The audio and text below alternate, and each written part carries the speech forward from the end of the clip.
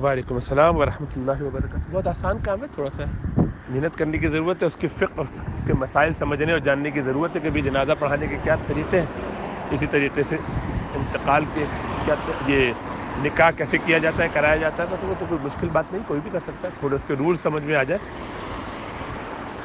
ہوتا یہ ہے کہ چونکہ لوگوں کا اس کا تجربہ نہیں ہوتا تو پہلی دفعہ کرتے ہوئے آدمی گھبراتا ہے، اور ہوتا یہ کہ پھر زندگی میں ایک آدھ دو ہی دفعہ اس کو کرنا ہوتا ہے.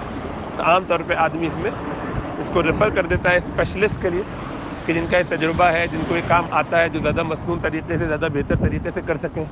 پھر یہ کہ اچھا گمان بھی ہوتا ہے، اچھی امید بھی ہوتی ہے دوسروں کے بارے میں کہ یہ چونکہ باقاعدہ یہ کام کر رہے ہیں اتنے عرصے سے، ان کا تعلق بھی ہے، مضبوط بھی ہے اللہ سبحانہ و تعالیٰ سے، متقی ہم سے بہتر ہی ہیں، تو وہ انشاءاللہ تعالیٰ پڑھائیں گے تو اس کے فوائد، اس کی برکتیں زیادہ ہوں گی. تو اس اچھی نیتوں کے ساتھ اجازت دیتے ہیں کسی اور کو، ورنہ یہ ولی کا حق ہوتا ہے کہ وہ خود ہی اپنے گھر والوں کا اگر چاہے تو نکاح پڑھا سکتا ہے. تو کوئی ایسا مشکل کام تو نہیں ہے، لیکن چونکہ زندگی کی سب سے اہم پرائیورٹی نہیں ہے، آج کل اس کی طرف توجہ اس لیے نہیں دلاتے علماء بھی، اور کہتے کہ ہمیں بیسک بنیادی مسائل ہی نہیں معلوم. ہمیں عام نماز کے مسائل اگر نہیں معلوم، ہم عام امامت ہی نہیں کر سکتے جس میں جو دن میں 5 دفعہ کی جاتی ہے، اور اس میں ہمیں یہ معلوم ہی نہیں کہ جب کیا نماز ٹوٹ جائے یا نماز میں مسئلہ ہو تو کیسے اس کو ڈیل کرنا ہے. تو ہماری کیونکہ انڈرسٹینڈنگ دین کی اتنی کم ہو گئی ہے کہ کیا اس سے آگے کی بات کی جائے.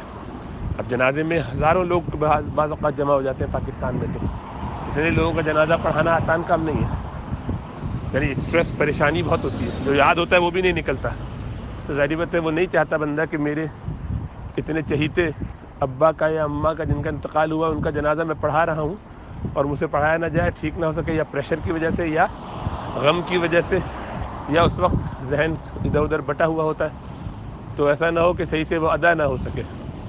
تو ایسا ہوگا تو ظاہری بات ہے میں جو ان کے لیے دعا کرنا چاہتا ہوں، اگر میری دعا اس جنازے میں مسنون طریقے سے نہ ہو پائی، اچھی نہ ہو پائی، تو کہ ان کا نقصان نہ ہو، تو آدمی اس طرح اسٹریس اور پریشانی کی وجہ سے کام دوسروں کے سپرد کر دیتا ہے. خلاصہ یہ ہے کہ اس کے لیے پہلے دین سیکھنا، عمل تو ہے ہی الحمدللہ، اس کو مزید بڑھانے کی ضرورت ہے، تقوی اختیار کرنے کی ضرورت ہے. علم بڑھتا ہے تو عمل بھی بڑھتا ہے، تقوی بھی بڑھتا ہے. اس کی کوشش رہنی چاہیے، جتنی بڑھتی جائے گی اتنا زیادہ فائدہ ہوگا انشاءاللہ تعالیٰ.